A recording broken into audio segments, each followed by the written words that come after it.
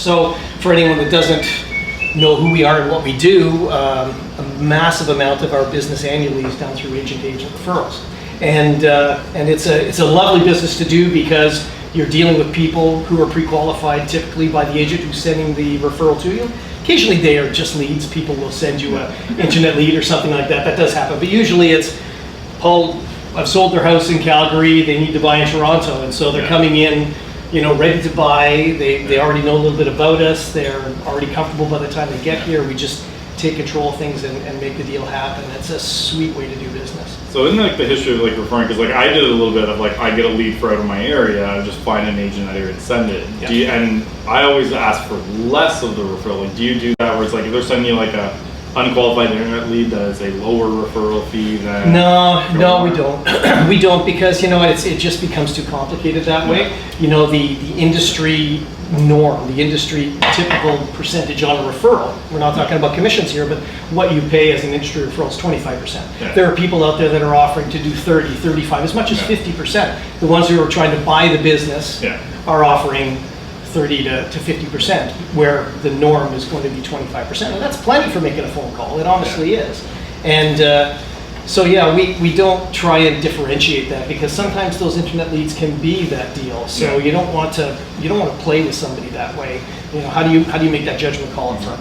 So yeah, it is what it is. We just hope that we don't get too many of those leads, and then we get more that are actually referrals. And so like you guys like have noticed like especially with like the events we hold, like you have your coasters, you have sanitizer, you have so my favorite hand sanitizer branded DePaul is now branded Hannatizer.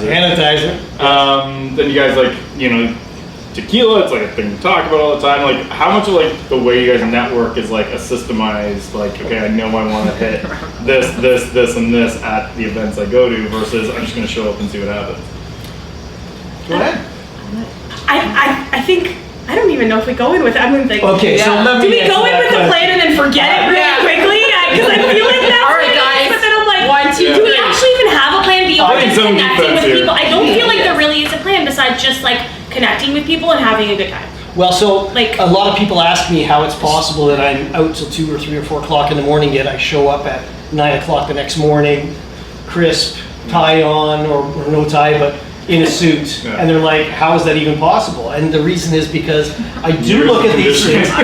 Years of condition. I am Irish, slouch, but it's because when I go to these things, I'm on a mission. I honestly believe I'm on a mission. I have a plan, the things that I'm going to attend, the things that I'm not going to attend, and strategize that in advance. You know, the things that, like, for instance, when I go to RE/MAX R4 in Las Vegas, I don't attend any of the learning events there. I honestly don't, because number one, I can get that same learning back here. Number two, I'm going to be in a room with maybe 200 or 300 other people, and there's one guy at the front of the room talking, and it's not me. So if I'm not talking, I'm not networking. So to me, from a networking perspective, that's a complete waste of my time. And if that's my mission, is to network, I'll stand outside, buy the coffee, and I'll talk to the people coming in and coming out. Or I won't even do that at all, and I'll golf in that conference. But you will find me at the lobby bar. Paul's waiting for people to come out of the bathroom and shake one. No, I get them the other way. I get them on the way out. That's a pro tip. Get them on the way out. Well, here's some hand sanitizer. Yeah! Little sanitizer for you. That's right. Genius! We need to sit down and talk about this. You know where you've been. So yeah, no, honestly, I do. And you know, I mean, we've been together as a team now for 3 months, just about 3 months, coming up on 3 months. And so we've done 2 events together. You know, your event and out in Ottawa. We attended an event in Ottawa that RE/MAX put on. And RE/MAX. Oh, RE/MAX, yeah, so 3 of them, excuse me. And so, you know, so as a team, we're just sort of getting our legs. But, you know, historically, what I've done is exactly what I was explaining to you. Honestly, it doesn't matter what you're doing. If you're going to go out door knocking, have a plan for door knocking. If you're going to go out and phone canvas, have a plan for phone canvas. If you're going to network, have a plan for networking. You can't go to networking events and get hammered. You can't do it, right? You have to be Irish. You have to be able to drink it, and it doesn't affect you. Because there's no better way to destroy your reputation amongst your peers than to become a big drunken mess in front of them. They're like, yeah, I'm never going to send a client to him or her or whatever the case may be. So you have to maintain a certain level of professionalism, and that's what I've always done. I don't think, if anyone out there can remember a time when they saw me falling down drunk, I would be shocked, because I sure don't remember it ever happening. Well, I guess that makes sense. Well, you wouldn't. Yeah. So is he like the I don't get referrals anymore from that. You're the wise one. Well, and I feel like for us, like, I think that, like Paul's well established in it, right? And I think for us, it's just about getting out there, and it's so easy to make Facebook connections. Everybody's my Facebook friend, but then you get out to this event and it's like, okay, now you're my real friend. Like, now we can actually connect face to face. And I think that's mostly for us, is putting like a real connection to that, like building that Facebook. relationship, Yeah, taking that name and actually having a personality behind it. So I think for us, our main focus initially was to just get out there and get acquainted with people, so that we would be familiar. And you girls are doing a great job. Thank you. Like, one of the things that I'm always doing is I'm always watching what's going on, right? And it doesn't matter what scenario I'm in, I observe a lot. And so I watched these girls before we teamed up together. I saw what they were like with people, and that's why I was so excited when this opportunity came to me. And since then, watching them in events in a different way, it's kind of critiquing them a little bit, and seeing what they do. And they're amazing. I mean, you have to have that extrovert in you to be able to walk into a crowd of people and just start talking. Or tequila. All the tequila. A lot of people can't do that, and I understand why. It's not the only thing that you need to have, but it's a very, very powerful tool if you can do it. So someone who wants to get kind of into that agent referral side of the business, what do they need to know going into it? Well, do you have a tip? I do. Yeah, go Just ahead. get out there. Like, just get out there and get out of your comfort zone. Connect with somebody. Just like you go out on a mission, we all go out on a mission. For us, maybe it's a little bit more subconscious and don't have a full plan, but I like to go out at least. Now we do. It's try to talk to at least 5 different people that you have never spoken to. Get 5 different business cards. Set like a little mini goal for yourself each event you get to. If the first time you go out to an event, let that be your first event. Just get your feet wet.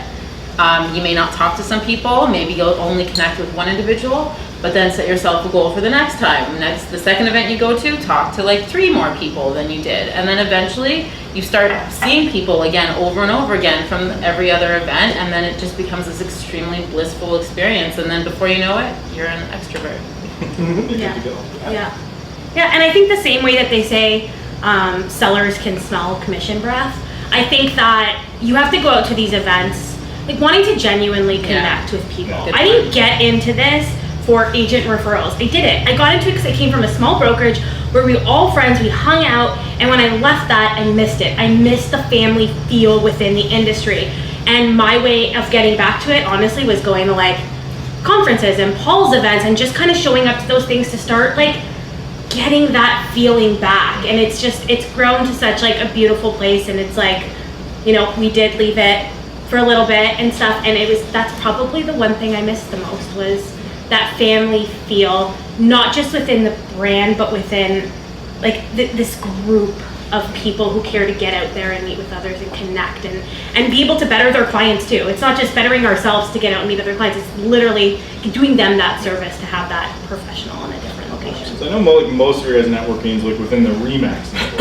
Yes. And you'll see things in groups where people are like, hey, I'm looking for an agent in this area who's RE/MAX.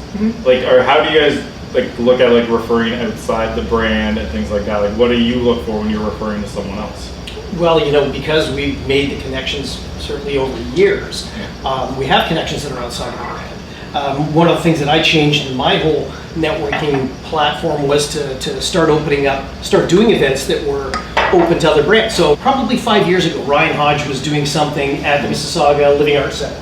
Irrelevant, yeah. I remember that. Yeah, and so we started talking, and Ryan used to be a Remaxer, opened up his own brokerage, and he's coaching. And he said we started talking. I said, listen, Ryan, I'm going to do a little pre-event thing for you and get some people together. And because his event was open to all different companies, all brands, I started a Facebook page, and that was one of the very first ones that I did. That I opened it up to outside of the Remax brand, and it really went well. And I met some great people, and I know lots of people from LePage and from Sutton and whatever that are fantastic people that I would love to working in my own office. But they are where they are, and the brand doesn't make who they are. No. Right? It's just where they manage to get aligned. So in bringing other brands into play, I have met people in towns where I would be thrilled to send that to a LePage agent, or thrilled to send it to an independent brokerage, or whatever the case may be. Yeah. So yeah, we're not colorblind. No. We can use that term. Brand blind. Brand blind. Brand yeah, blind. We're not No. brand blind. Exactly. So I love the Remax system. It's been great for me. But I can't say that I would not refer out of the system because Remax is the be all and end all, because it's not. It's all about the connection. Well, and that's the thing is that with clients, how there's an agent that fits with them. It's the same thing, and we have to be mindful of that. And that's how, when we initially started just like trying to get into it, it was like our purpose was to break down those barriers, break down the brand barriers, so that you can make sure your client is serviced by the best person, not the best brand, not the best, person within that specific brand, but literally the best person for them. Like a little bit of matchmaking kind of thing, right? So definitely a goal of ours, and that's why knowing that Paul didn't have that barrier up, that those walls weren't there, is definitely attractive for us. So how do you guys do it if you're really close with multiple people in the same market you have a referral for? Great question. Well, it's all about sharing business with people who share business with us. It's reciprocal. Right, reciprocation. Yeah. Yeah. So Reciprocity.